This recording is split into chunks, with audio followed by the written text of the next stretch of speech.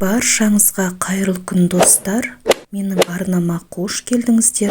Бүгін сіздермен мерекелік дастарханға арналған дастарханымызға салат немесе тіске басар ретінде ұсынсаңыздар болады. Сыртқы бейнесі дәл мандарин тәріздес. Ол үшін бізге ең алдымен қайнатылған тауықтың төс еті қажет. Дәл видеодағыдай майдалап турап аламыз.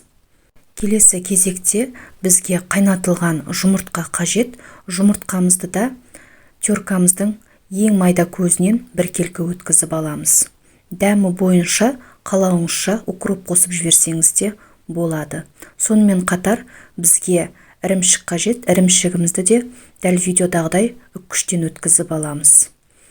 Алдын ала қайнатып алған сәбізімізді де дәл осы ретпен оны да үккіштің майда көзінен өткізіп аламыз. Барлығын ыдысымызға салып, дәміне қарай тұзымызды, қалауыңызша бұрышпен чесногымызды да салып, үстінен шамалы майонезімізді де салып, осылай қасығымыздың көмегімен жақсылап араластырып аламыз.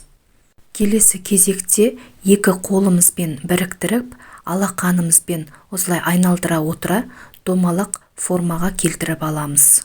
Сонымен қатар қазақша контенттің дамуына аз да болса үлесіңізді қосып, менің әрбір салған видеома лайк басып, пікір білдіре отырыңыздар. Алда сіздермен ерекше рецепттермен бөлісетін боламын. Ыдысымызға пищевая пленкамызды осылай төсеп, оның үстінен 2 немесе 3 қасық үккіштен өткізіп алған сәбізімізді осылай жайып аламыз. Дәл ортасынан алдын ала домалақтап алған начинкамызды қойып, осылай сыртын орап шығамыз. Ораған кезде ішіндегі салмасы көрінбеу керек.